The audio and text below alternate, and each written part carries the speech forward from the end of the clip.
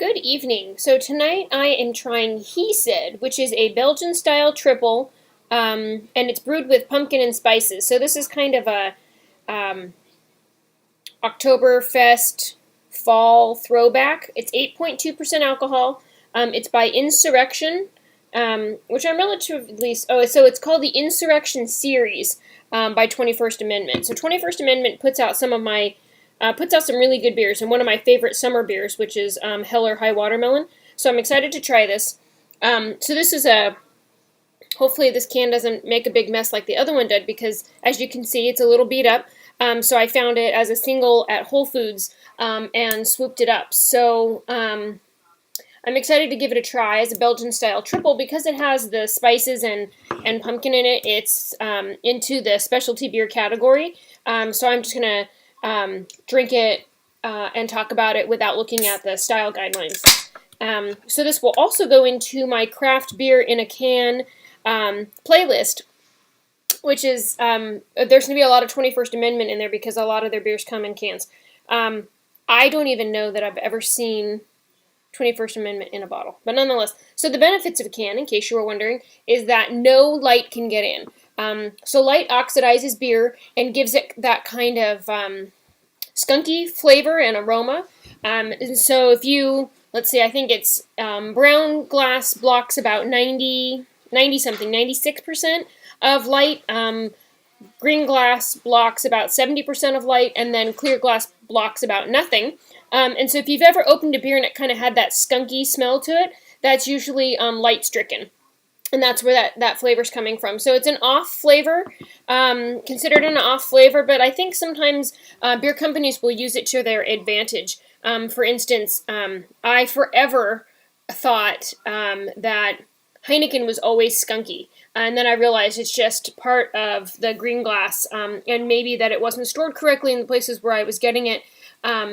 But it was just very skunky all the time. And so I think it kind of has that quality, and it probably can be prevented if it's stored in cases in its box. It won't get light. But for the most part, if it's out and it's out on the shelves and whatnot, it's going to get that skunky kind of aroma. But anyway, so that's the benefit of having a can. Plus, you can totally bring it to the pool.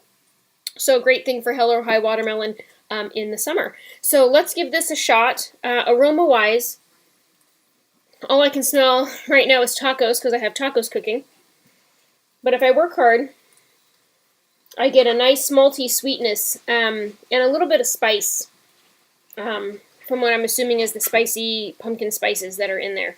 It's a beautiful golden color. You can pretty much see what I'm seeing. It's a little hazy.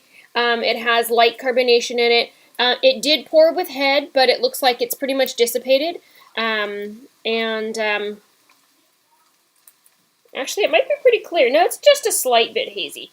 Anyway, so let's try some flavor.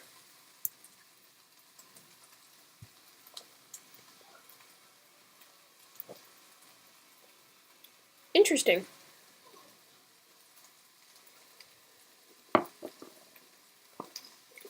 This is definitely a Belgian-style triple, and as a matter of fact, this is what lacing is. And I think I talked about it when I was doing my Chimay Grand Reserve review last night, and I don't remember if I actually showed it or not, but this is what Belgian lacing is called.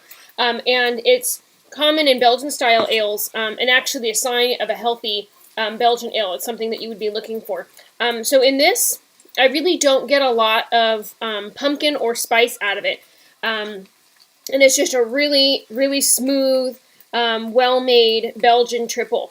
And I think part of that is because they've flavored it lightly, one, and two, actually three reasons. Two, I think the spice kind of fits into the spiciness, kind of clove flavor that you get out of a Belgian triple normally.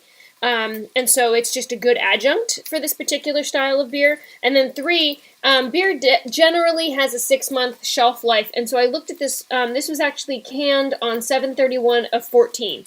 And so at this point, it's February of 2000. No, it's March. Geez, of 2015. This beer has sat longer than is generally healthy. So that could decrease the quality. But I really get the impression that that's not what has gone here. I don't think this beer is off. I think it's just very lightly flavored, and is a really, really good triple. I love the kind of fruitiness, a little like lightly fruitiness. It's kind of like this clove spiciness, and the Belgian yeast flavor that's very characteristic of this particular style. It's really a great beer.